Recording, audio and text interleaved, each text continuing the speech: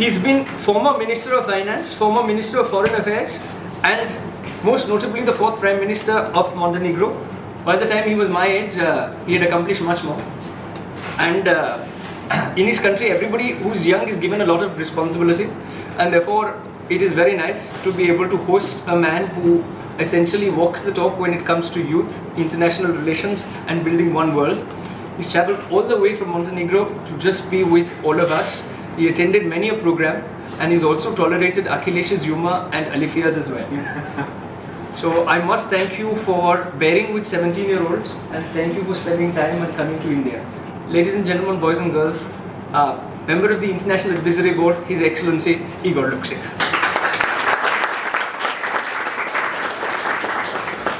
If I may. So, this is not a very serious conversation. We'll try to keep it light. I'm very glad and thank you for taking out time and coming.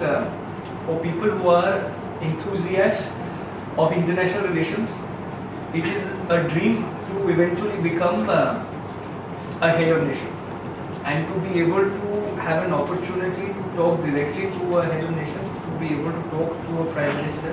I think it is the biggest thing for anybody who's studying international relations, is a Model UN enthusiast or participates in debates.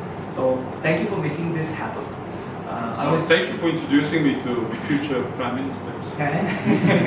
Because I'm pretty sure it will happen. Of course, probably not all of you, but some of you will be in the position to be either members of parliament or ministers in government, or ambassadors, whatever you're interested in that particular walk of life. But I remember, my professor when I was your age studying, and he would come to the lecture. It was a similar group, 20, 30 people. And he was like, some of you were future prime ministers here. And then he realized we were kind of skeptical in the room. He said, listen, but I know already one or two who got to become prime ministers. So what I'm saying is very true. And I like the way you say it, and I think it is great pleasure to talk to young, ambitious people who are interested for what's going on in the world, who are interested, to take responsibility for the world, not only to share their concerns, but actually to take responsibility about shaping or reshaping the future. So absolutely, and that's the idea with the organization, to try to produce as many parliamentarians, as many world leaders as possible, and future diplomats as well. Some have become now parliamentarians. Don't mistake Akhilesh for one. He is not one yet, and therefore India is in safe hands. But on a serious note, you mentioned about their interest in the world and their interest in current affairs. And therefore, I must ask you a question as somebody who's also a student in a way of what is happening across the world. From a bipolar world, it's become a multipolar world. The power centers, so to say, have shifted. From the Cold War, it's very, very different today.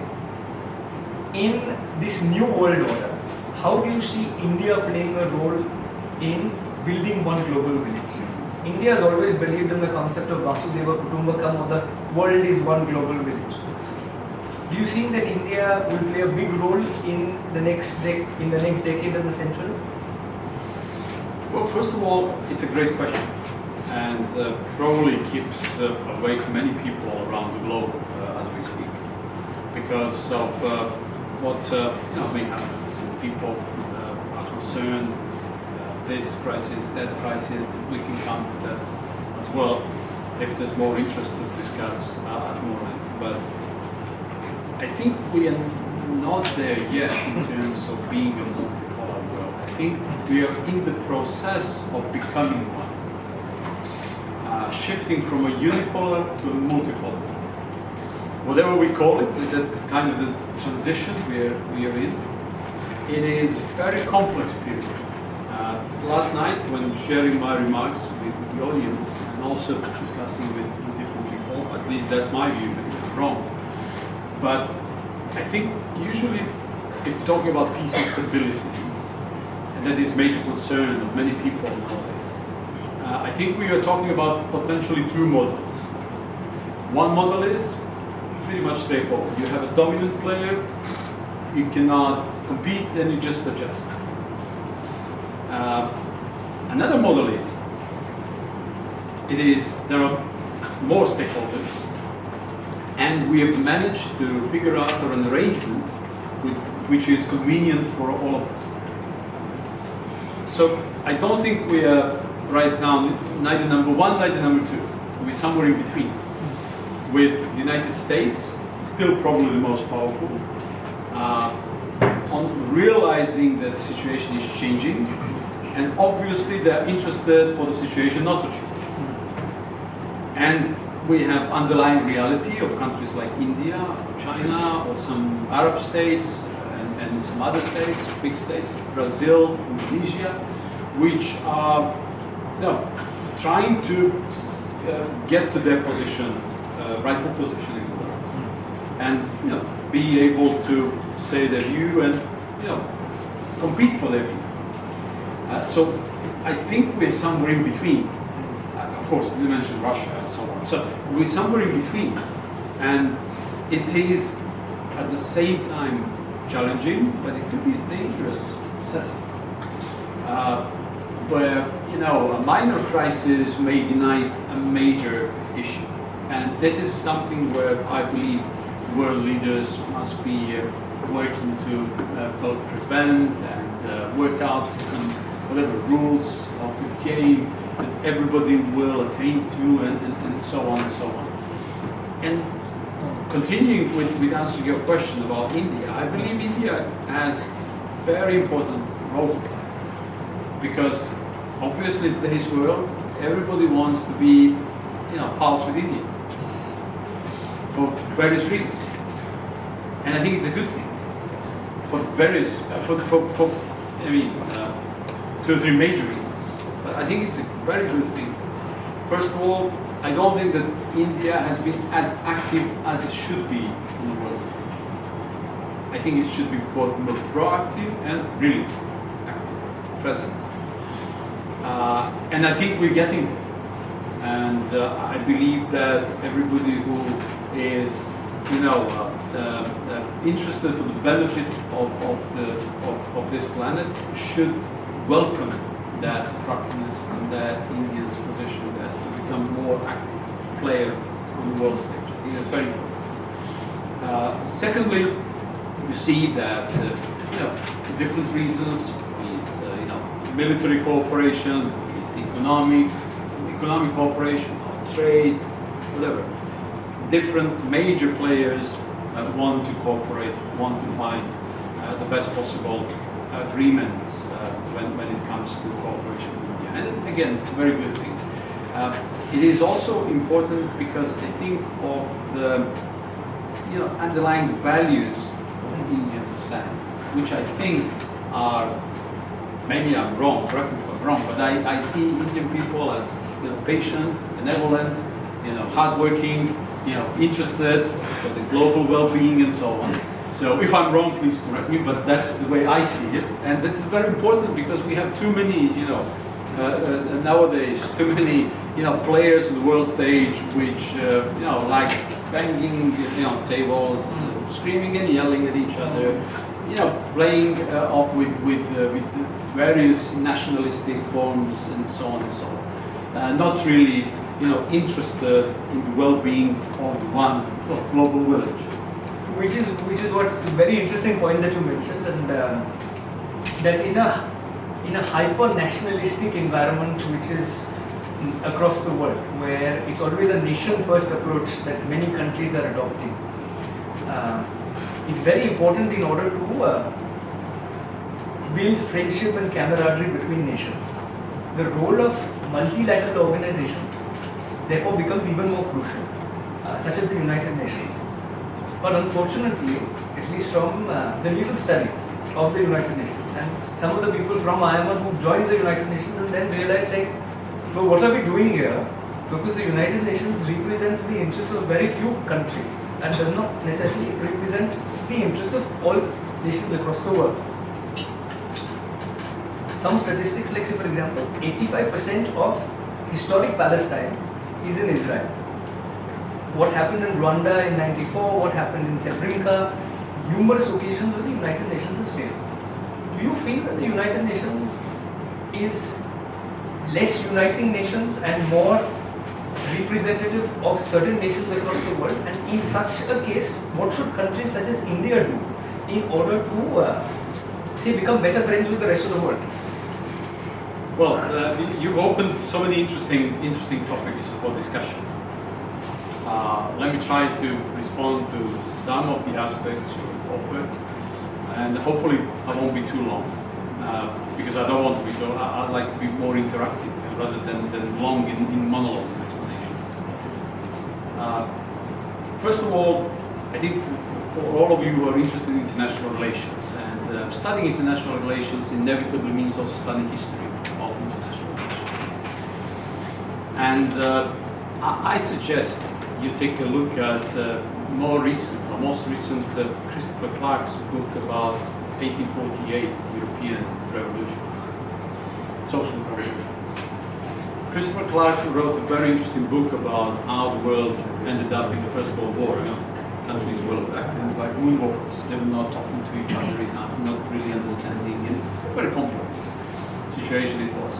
But 1848 is actually even more interesting, I have to say, because then you start understanding really what brought to the conflict, what brought the world to the First World War, and then Second World War, which is the extension of the First World War, and so on. And where we are now as well. So it's never about taking and learning from one setting and one context.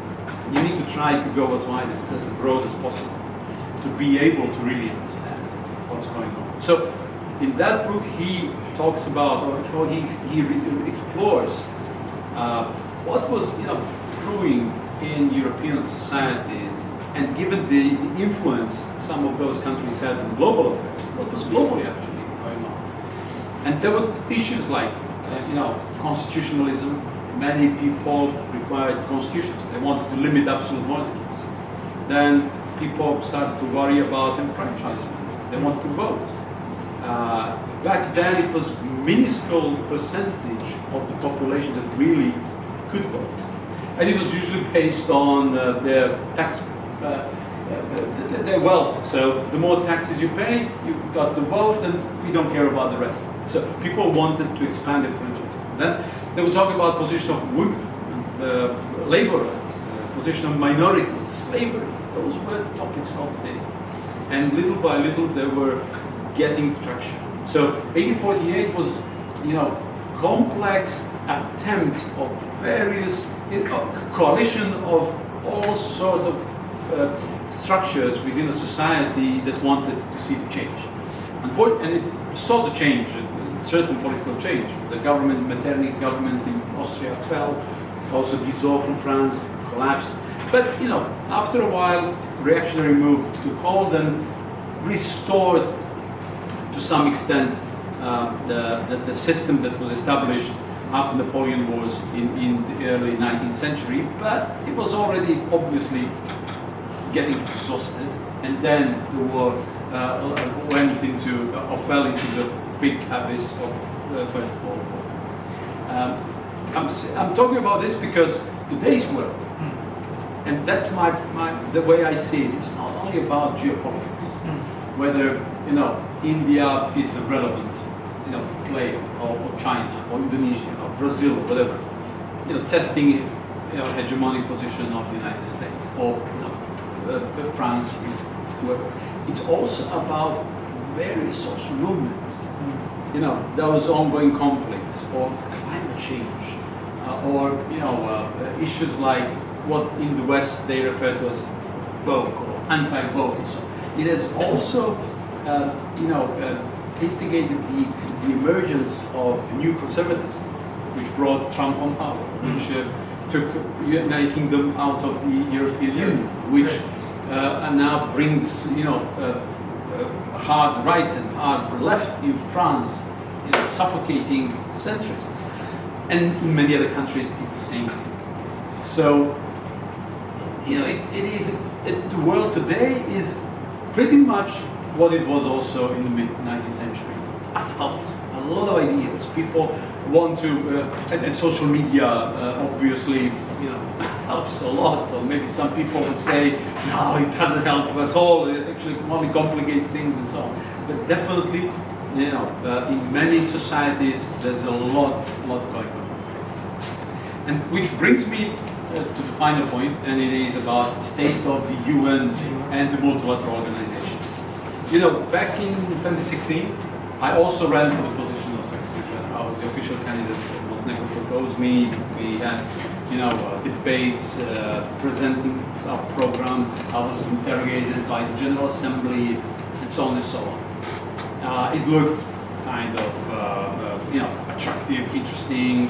Can you imagine a better place in which you can try all your talents, you try to help this planet move into the right direction? So I think it's a lost cause.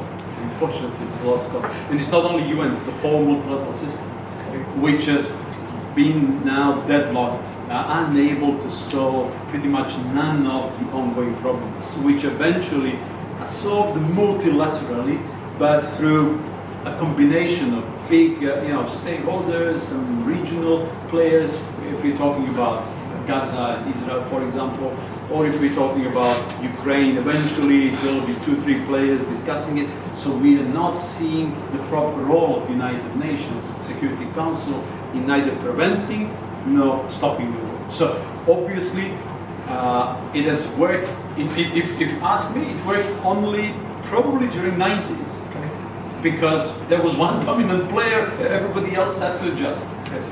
Since the establishment of in 45, right after that there was Korea War with UN mandate. Why? Because Soviet Union simply suspended their activity in the United Nations. Okay. Or there was approval on some other actions, also simply because Chinese government represented from Taiwan, not from Beijing. So, and then you end up in a situation like this. It's very much sclerotic, and unfortunately, it's not only UN; it's many other multilateral organizations. Some agencies perhaps better work, and they can say, "Well, we've done this, we've done that." Sure. But at the same time, UNHCR or some other ones who are important, crucial players when a conflict arises to support refugees, displaced people, those in pain and grief, who need a lot of support. They fail to accumulate enough of money to really support it. So even that aspect sometimes doesn't work. Look at SDGs. I remember I was there in the room, we were all clapping, SDGs, new agenda. 10 years after, it's the same. It's the same. And we are probably very, very far away from meeting any of the goals, let alone the agenda itself. As a and this is not sharing pessimism. Right, of course. This is only trying to be vocal about the need to work and press to try to reshape the whole system. But sometimes this probably radical approach may work better than futile attempts to change pieces here and there. Can I be very honest and tell you that and I'm so glad you touched upon these subject areas. In 2011, I was telling them there were 19 schools that used to do Model United Nations. We popularized the concept from 19 schools and made it 1,55,000 schools today. All their schools have a Model UN, one way or the other. My biggest regret is that we called it a Model United Nations. In 2016, you don't want to be model. In 2016, ironically the same year, as I met then President of India, 2015-16, Pranab Mukherjee sir, and he told me saying, Rishabh, have you been to the United Nations? Do you know the workings of the United Nations and what is actually happening there? Why don't you try to organize a program in the United Nations and then find out the truth? So we organized a program in the United Nations where we took 1,000 school children from across and we realized the amount of bureaucracy that exists in the UN, sorry to say, is much more than the bureaucracy that exists in any South Asian country or for that matter in any country across the world. The United Nations unfortunately is such a failed system. I'm so glad that you mentioned this. as I was talking to Dr. Shashi Tharoor, who you heard yesterday as well, he ran for the position of Secretary General, as you perhaps know, and he said this, that they do not want a strong person in charge of the United Nations because the funding patterns of the UN and the way it is. But if I may, the United Nations and multilateral organizations, without them, and with countries becoming hyper-nationalist, like you mentioned in the 19th century, it's happening again. Whether it was Brazil, whether it is France, whether it is even close to home, in India, any sort of extremity is bad. In such a very difficult world to navigate, where I grew up in a world where globalization was the order of the day. I literally was born in the year where globalization happened in India. Liberalization, privatization and globalization as a policy got passed in India in that year. Today, we live in an India where hyper-nationalism, and not just in India but across the world, is the order of the day, where every country is for themselves. But I keep emphasizing that we are not just local citizens, but we are global citizens. It's very important because we are also citizens of the world.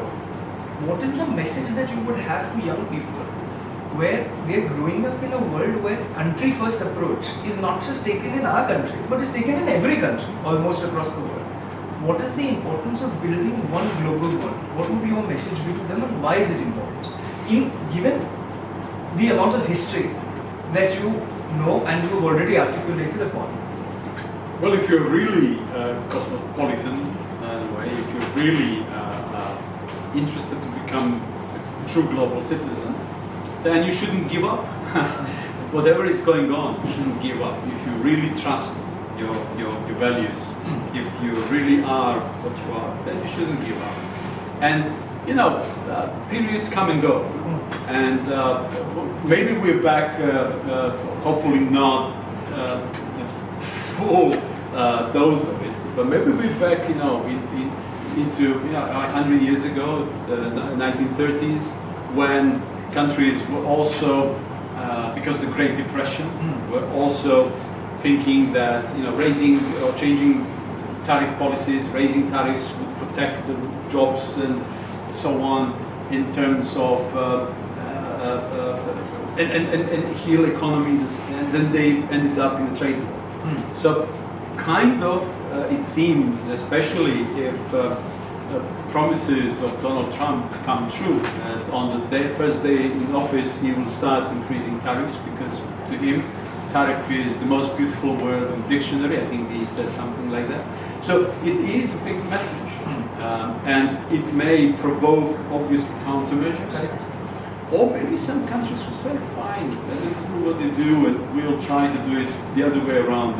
We'll see, we don't know. But maybe we end up into some similar situation in which we were 100 years ago. Of course, in times of the Great Depression, you may think that at some point some economists or policymakers could come to a decision like that, because back then in the 20s, role of the government was not that strong, it was not that obvious in many fields in which it is obvious nowadays.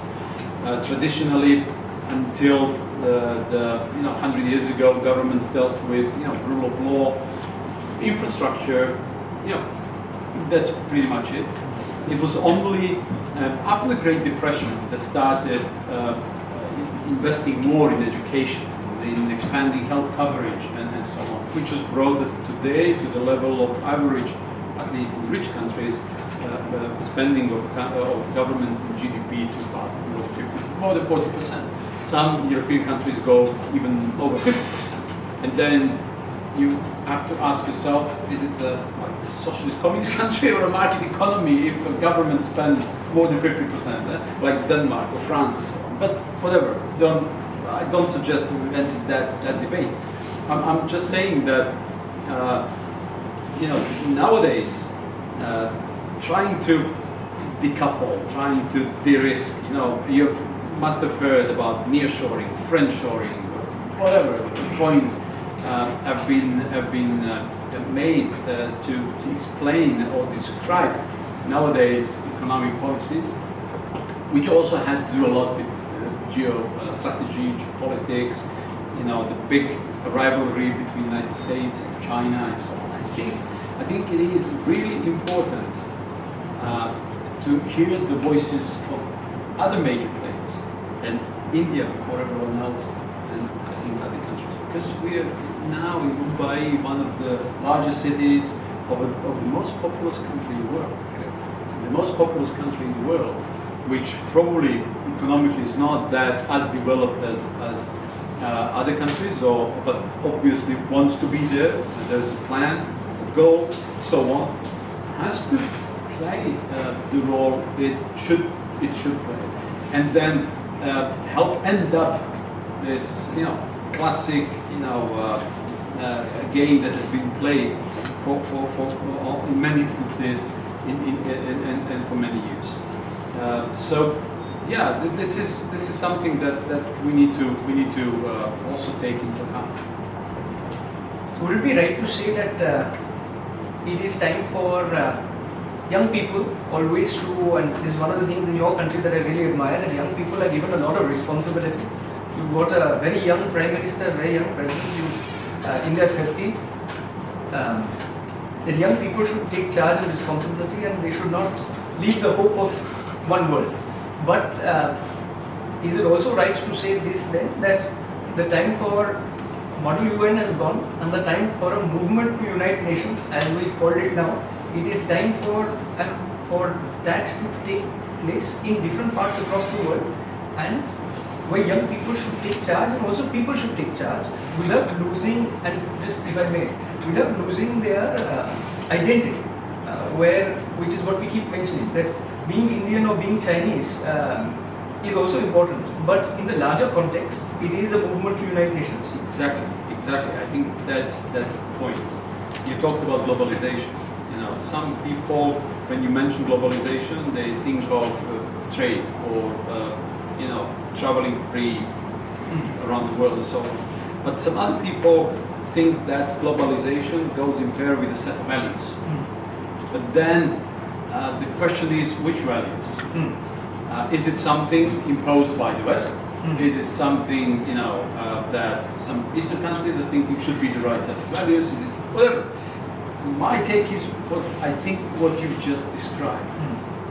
There is no dominance of the values. The way I live my life doesn't necessarily mean that you should live the same way.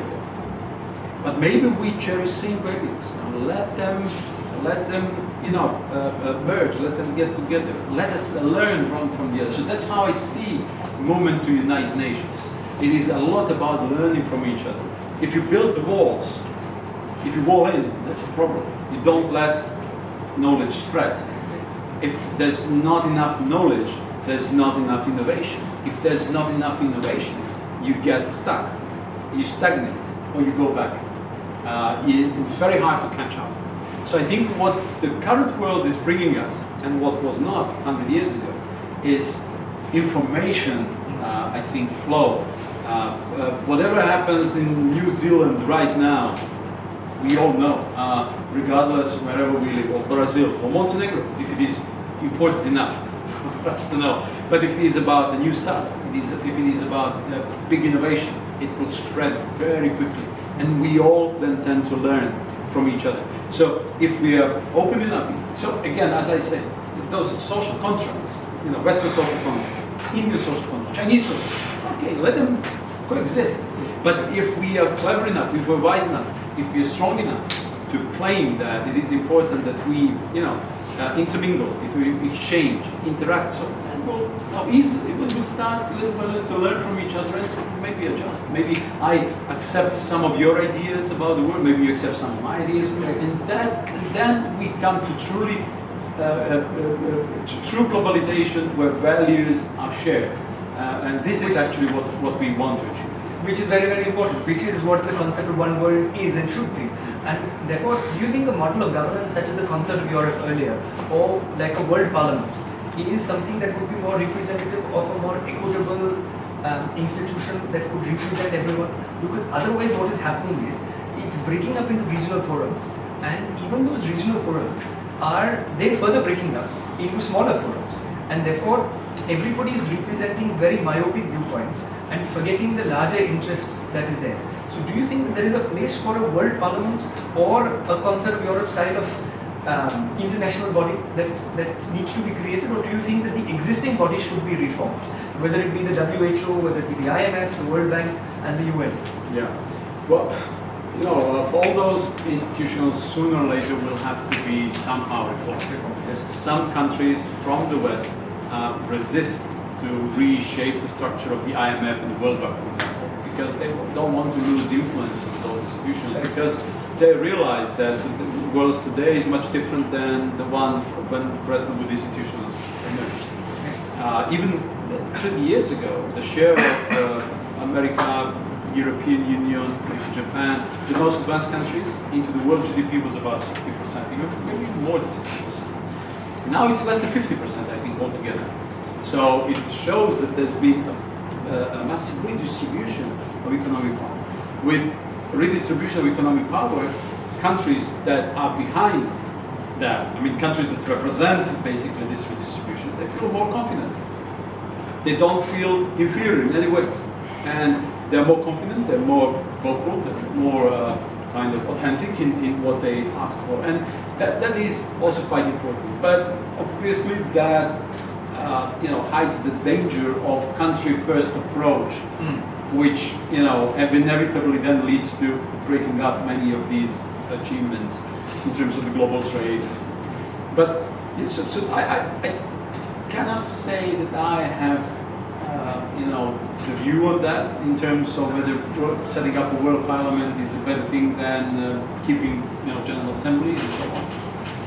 But obviously the concept of sovereign states, introduced mid-17th century, is still very much alive today, maybe even more alive than ever. And potentially it is a problem, because it is, if we take it as a norm, that is an everlasting norm, in a way it is preventing from reaching this ambition we're talking about, one world, uniting nations and so on. Because when you think of Homo sapiens, what is one of the major characteristics of our human species? It started in a limited group of a couple of thousand, somehow conscious people. Maybe there was a genetic mutation, or I don't know, maybe extraterrestrial came in and sorted out. But let's imagine something like genetic mutation, and then easily, little by little, they spread all around the world.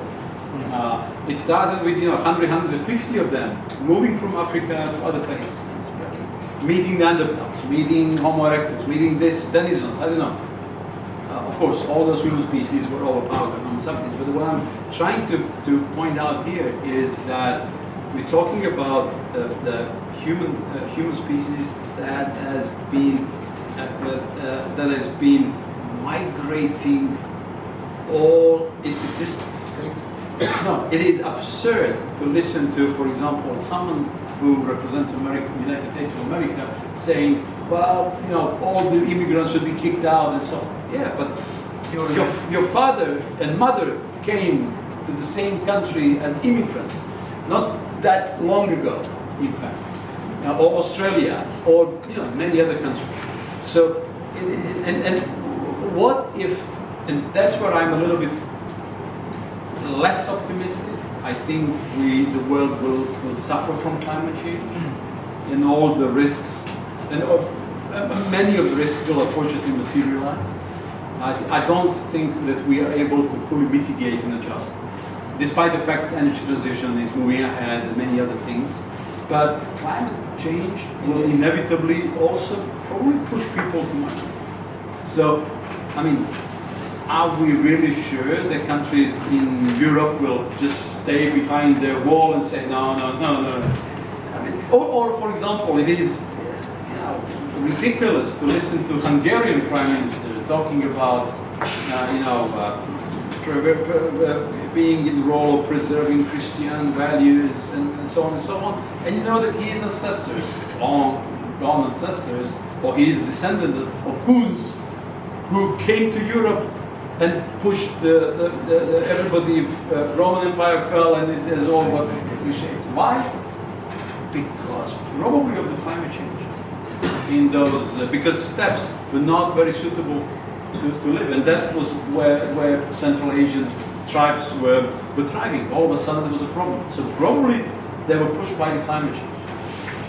So I mean, I'm drawing a lot, maybe too many parallels with history, but it is important to understand where we're coming from. No, somebody said that if you don't know where you've come from, you won't know where you're going, Rishabh. So therefore, it's very important to understand history to be able to understand the future. You mentioned the concept of Western constructs and Western notions. One of my favorite philosophers, Friedrich Nietzsche, he questions morality, and he questions morality coming from Western constructs and the church. Whether it be Nietzsche, whether it be Yuval Noah Harari's book of Sapiens, everybody is mentioned in one form or the other that it is human beings who have defined laws, and those laws would govern society. Unfortunately, those laws, religion, and the society that we live in is controlled by a certain few set of people. And most of these people, as much as, and I'm speaking in India, therefore it may come across as an Indian context, but most of these people and most of this narrative is set in the West. When in actuality, as much as what happens in Washington is relevant in Bombay, but people in Africa and people in Bombay are only, how do I say this, they are under an illusion that everything in the West matters. I personally always believe that it's time that the Western construct should not dictate everything that happens across the world, but it is the time in order to have different narratives, like you said, and to learn from different parts of the world. So my question to you is this, because when you were Prime Minister, you tried to have, and this was one of the things that you did, which is try to have Montenegro join the European Union. It is inevitable that London, Paris and Washington yet decide the information dissemination and what is happening across the world. They yet set the rules when it comes to morality. They yet set the rules when it comes to what is considered good and bad. When they invade a nation, it is called protecting a country. But when some other nation does it, it's called an act of terrorism. So it is yet a largely West-dominated world that we are in. To that end, how should countries like India navigate this? Because at the end of the day, you've got the narrative being set there. You've got a generation that is yet reading Washington Post and New York Times. They are yet understanding the world from the Western lens. So, and this is not just in India, but in China, in Brazil, in Indonesia, and all these countries. Their language of conversation is English, which unfortunately or fortunately is the lingua franca, and it's a good thing. How does a country like India, with the largest youth population, 900 million people below 35 years of age, this is much more than all the P5 minus China. How does a country rise from such colonial hangover and then navigate the world? Well, sorry, I touched upon a lot of topics, but no. I think the longer established civilization will find it. The longer established civilization, the easier to find your own way of approaching the problem you just described. Because it was also it was also a set of circumstances, and various people, historians, try to kind of unlock the reasons why all of a sudden countries like Portugal, Spain, which were minuscule from the world point of view, started spending on navigation, the expeditions, and navigators found ways to get to America or India and so on, and how it led to the global domination of several of those European countries. But 300 or 400 years after, today we're talking about Europe, in which as one ambassador said, and I like that, from actually large European country, said, Europe is made of small countries and the ones who do not yet realize they are small. Because when being asked about my impressions about India, and when I learned how many, different traditions are there, also languages, various subcultures, whatever. Then actually I understand that what Europe is altogether is actually comparable to India. So if you compare India with UK or India with France, you inevitably end up in a dead-end street. But if you take all Europe together and then compare, then you may start drawing some parallels and better understand how complex it is. So I think the more established, the longer existing and so on civilization, the easier to find a way to approach matters like this and confront this Westerners construct, as you call it. Some other countries, maybe African countries, will find it more difficult because of the discontinuities. Because let us not go into that, but probably they'll find it more difficult to still. It may take decades for them to be really able to impose what they really believe in. But I think their task is probably to work on their own integration process. At least Sub-Saharan Africa, which is culturally, I think, different from Arab North Africa. So if for example, they are able to work to establish, a free travel big zone, free, commerce zone, free this, free that. Then with economic growth and development, many things will come. I think, as I said, I think it is very important for the people to see that, or to believe that opportunities lie ahead. And secondly, becoming more economically powerful, you become more self-confident and able to speak your not your true self, but to speak with voice that people will start listening to. And that was the problem of some of the previous eras of international orders, because it was I cannot say monopolized, but it was monopolized by the West. Right. It was very either Eurocentric or West-centric. Now the things are changing, and this is, and when we go back to the beginning of the conversation, we are, I think, in the transition of deep westernizing globalization. Let's put it maybe that way. In understanding what is the role of other countries, other stakeholders, other cultures, and so on. So I think, I think it is, little by little, but it is realized by other countries, maybe more quickly by European ones, whatever the reason for that. Maybe feeling a little bit of moral conscience, or just seeing reality. In other corners, little by little, I think that you will eventually be accepted despite everything. So, I think that's why I think countries like India have really big responsibility to be more vocal and to try to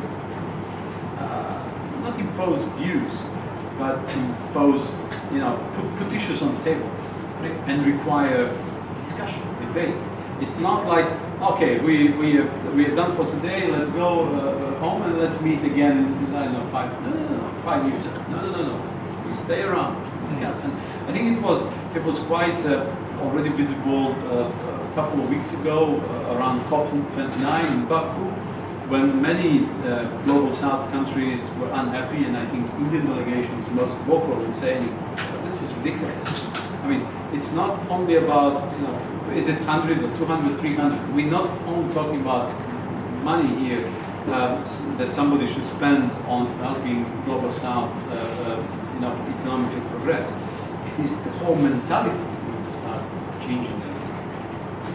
Very true. The whole mentality needs to change, and there need to be issues that need to be discussed. One of the pressing issues that Gen Alpha and Z believe in, and I think it's a pressing issue that you also spoke about, which is climate change.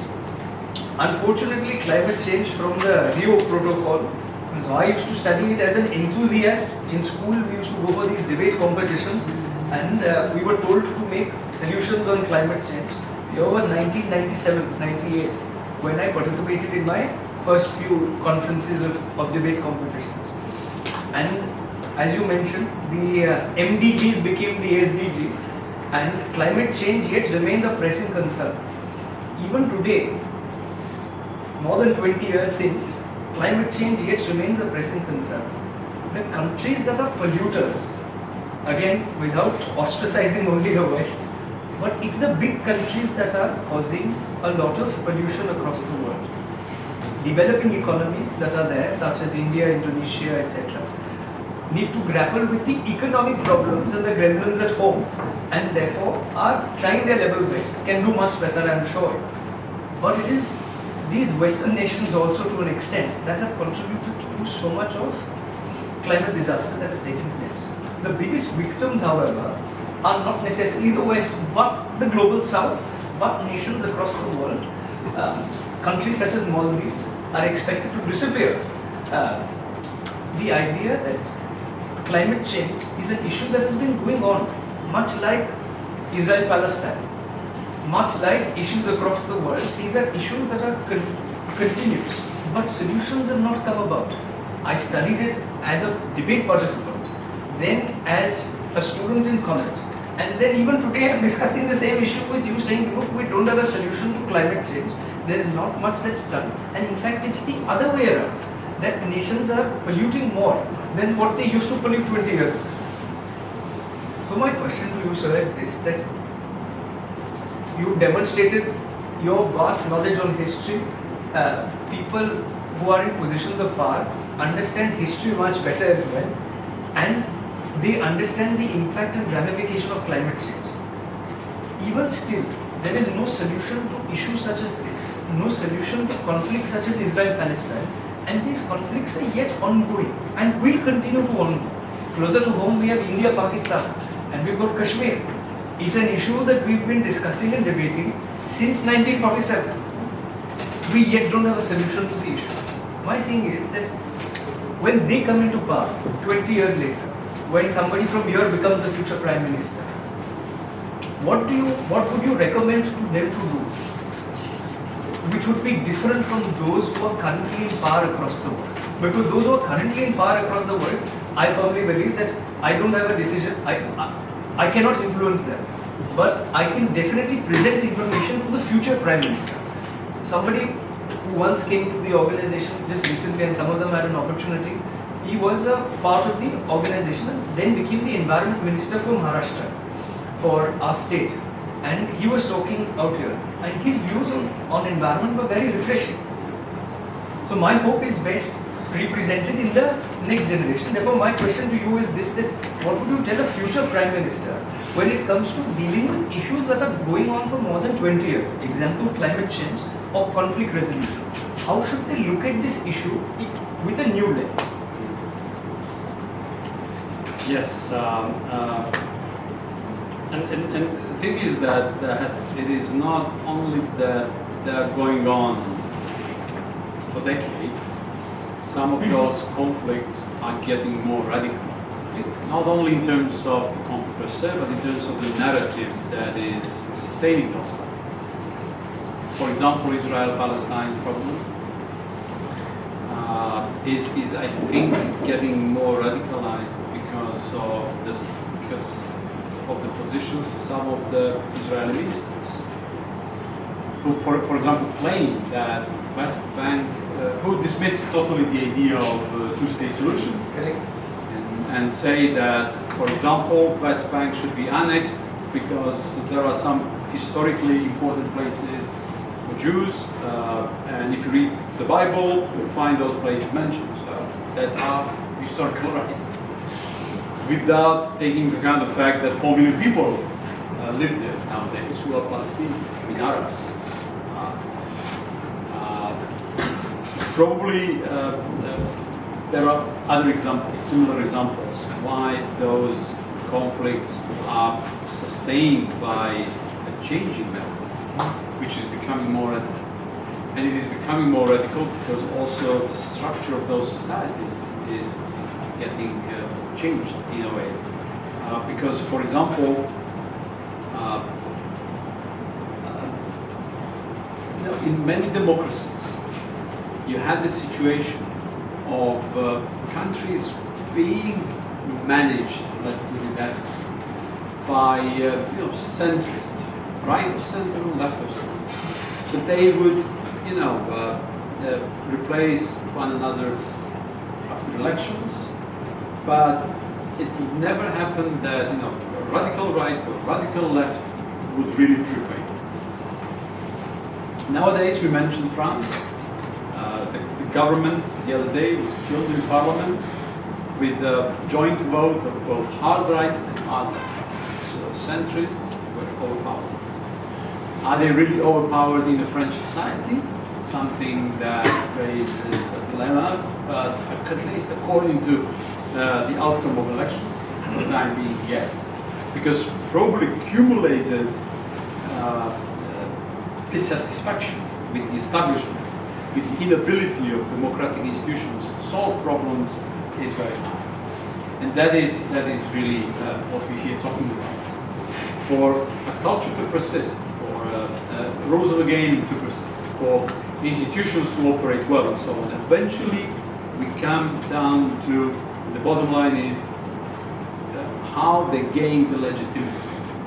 That's not true. Who supports them? There can be, spectacularly strong man sitting on some throne, but all of a sudden it all collapses. Why? Because the guy hasn't figured out that little by little piece the legitimacy has gone eroded. And that is what changes things. So the way it will change, evolution or revolution is something you never know. But that is why we need to invest in institutions. And it doesn't mean that you invest in institutions that never change. We human beings interact, we learn, we adapt. It means that if you're in government, you need to be able to see, to be open-minded, to be forthcoming, I think proactive, to be able to see that if there's a wave of changes, try to try to open the door to let them in, so that society is able to respond to the challenge. And I think, who knows what the most acute problems will be when some of you get into the position of leading the country or leading a decision. I hope there won't be climate change yet. I'll come to that, but I think that would be approach I would suggest. When I was at that moment in time, I was indeed the youngest prime minister, not in all times, but at that moment I was the youngest prime minister in the world. But it doesn't mean that I was surrounded by people of 25, 30, 32 and so on. So I don't care about the rest, I don't care about experienced people and so on. No, it's different. I tried to learn as much as I could from both young people and the older ones, the more experienced. Oscar Wilde said, experience is just a nice way of saying I was making a lot of mistakes. So you need to be able to employ experience of those people to the extent possible, because every one of us makes mistakes, learn from their own mistakes, maybe revisiting to do things in a different way and so on. But I think as long as you're open-minded, as long as you're forthcoming, as long as you're trying not to speak to be in the box, but actually to think and think out of the box, I think it's better. Yeah, of course. You also need to be careful. It is obviously incredibly important to stick to your values, to your views, to be yourself. If you're not yourself, if you pretend to be someone else, then sooner or later you get squashed and you're out. You need to be yourself. Maybe you lose now, but you win later. So you need to be yourself. It doesn't mean that yourself is developed at a certain moment, and you evolve, you change, and so on, based on knowledge you acquire. But be ready that at a certain point in time, and it gets to happen very soon after you enter office, whatever you do, whatever you say, is criticized by pretty much at least half of the population. And that's how it is. And you get very angry, you get very nervous, and that may sometimes stymie your idea, your interest to bring new solutions to old problems. Would it be correct in saying this? Sorry, but would it be correct in saying this that when they represent people in a debate competition? Okay, I'm just going to break it down and make it very simple. Say somebody is representing person A and a political party, and person B another political party. If the conflict has been existing for 20 years and they were to follow the pre-existing decisions that have been taken in the past and they were to follow the party line, so to say, there will be no solution because A will be fighting with B all the time, or A country will be fighting with B country.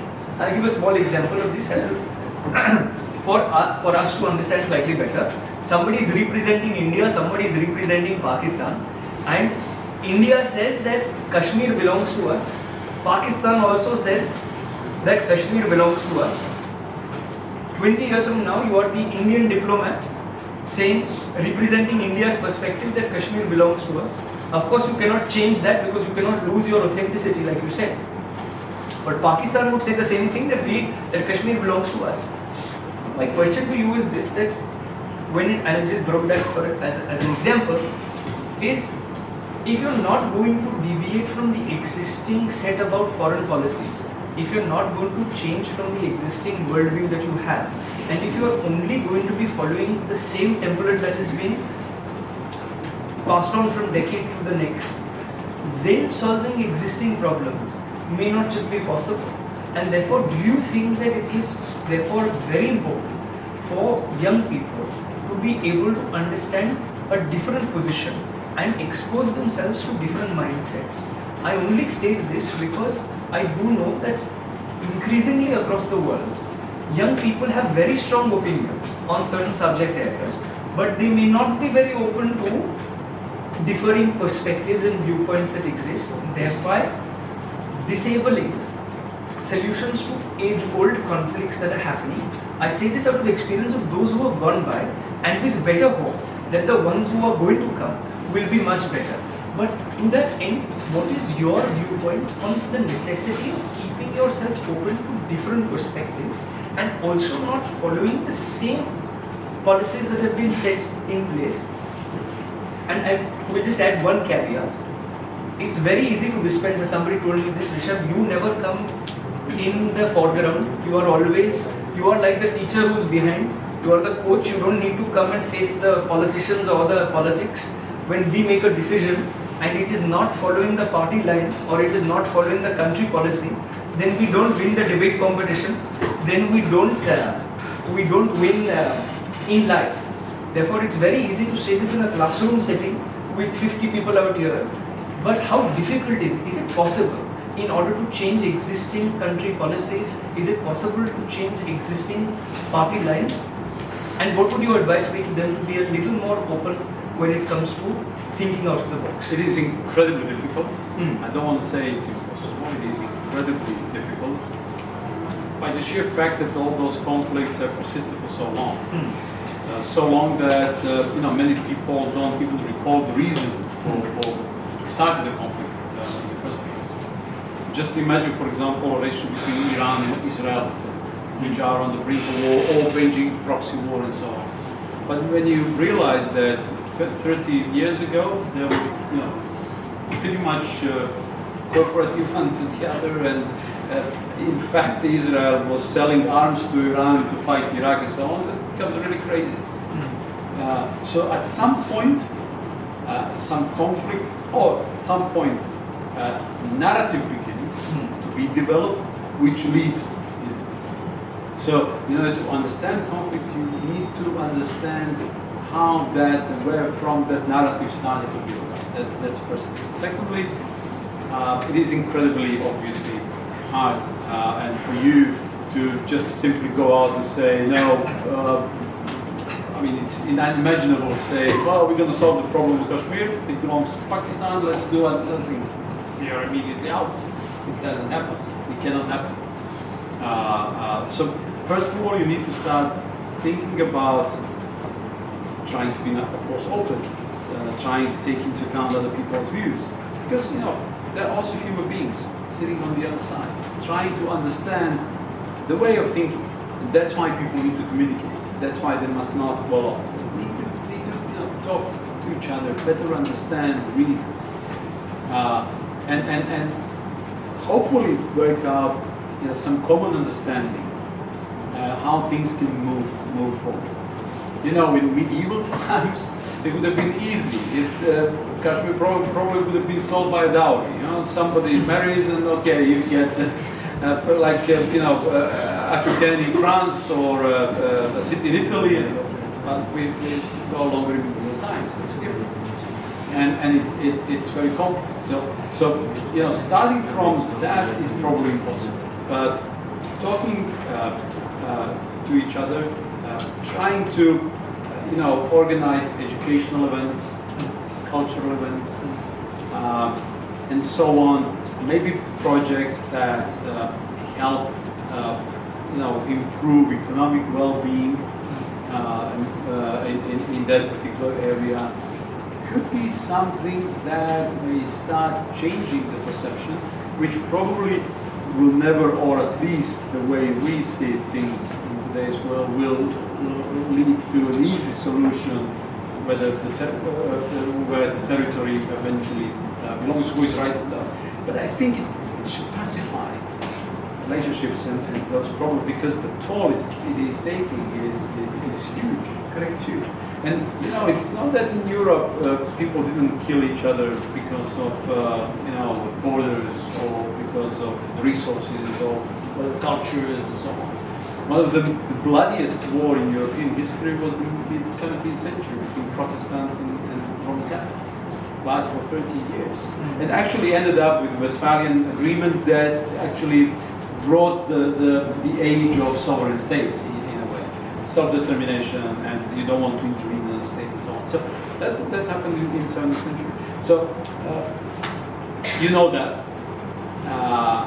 A lot of bloodshed, bloodbath in different wars. But today, borders change because people sit around tables. Okay, it's reasonable that this really belongs to Belgium and not Netherlands. River changed the way it is.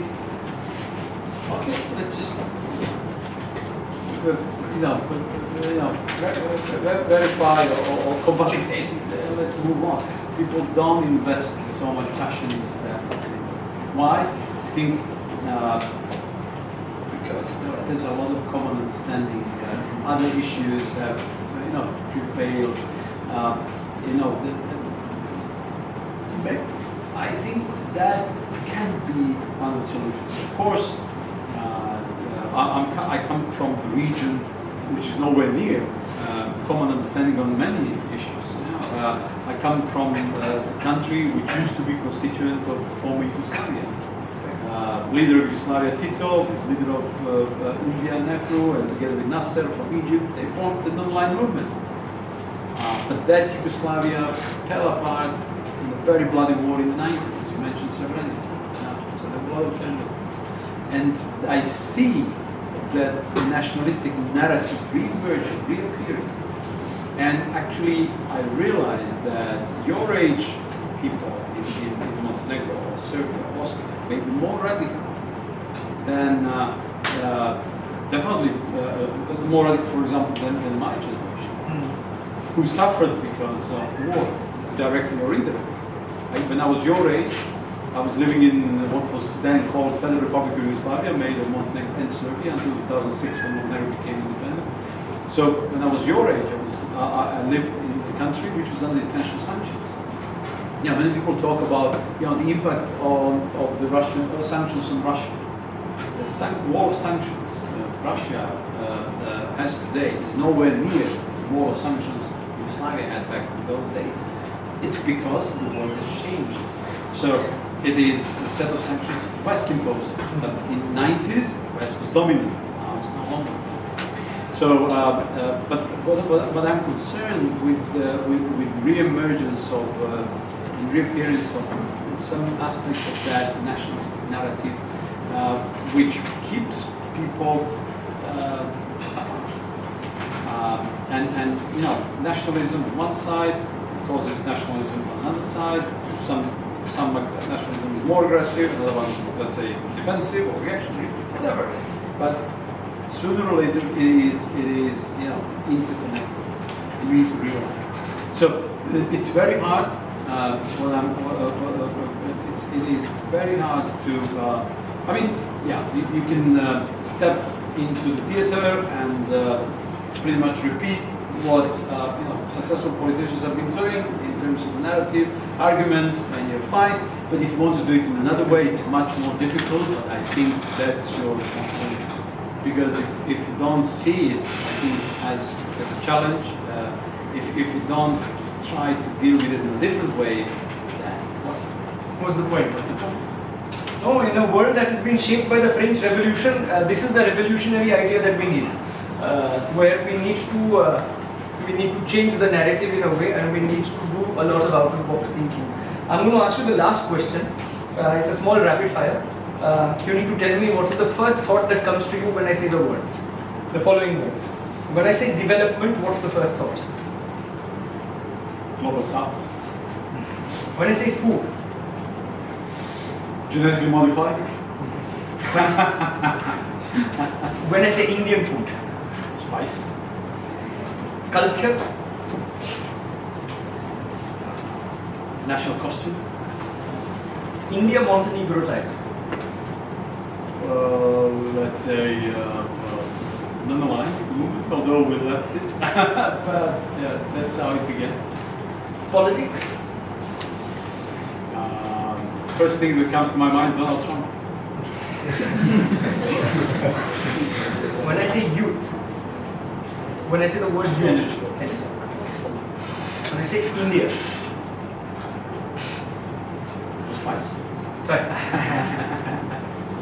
And when I say the last one, which is India's international movement to United Nations or I.I.M.U.N, what's the first thought? World Parliament. It's a very ambitious vision, but thank you for being so gracious and kind. And Why not? I mean, yeah, you're taking the lead there, and I'm pretty sure exporting this idea of the model to unite nations, movement to unite nations, to replicate in other countries, and maybe it could turn into a world parliament. Maybe some other people will learn lessons and get inspiration. ironically, another person who told me this came from a neighborhood, from a country called Pakistan. The leader of opposition of the Pakistan Parliament had come to India in 2015, where we had invited him here. And Edzaz Hassan told me, saying, Rishabh, one day hopefully we will have a world parliament from I.I.M.U.N. I said, I don't know about a world parliament. The aim is to send first people to parliament. And in the last decade, we managed to send a few. But honestly, the conversation that we've just had and the vast variety of topics that we've touched upon, I think it's been, at least for me, it was a class on history, it was a class on international relations and how to build a better world. I will definitely mention this, that from the many conversations that we've had on international issues, I think this has been my absolute favorite when it comes to explaining the world and explaining India's position in the world. It is an honor and a privilege to be able to host you. My grandfather used to tell me this. He used to say that a conversation with a knowledgeable man is better than reading 100 books, Rishabh. And today the conversation was definitely better than reading 100 books. But he also added that it is very important in order to read the 100 books before you have the conversation. Because then otherwise the knowledgeable person will not have the conversation beyond the first question. So thank you for the conversation, thank you for answering the questions, and thank you for being such a wonderful person to have traveled from Montenegro to talk to young people.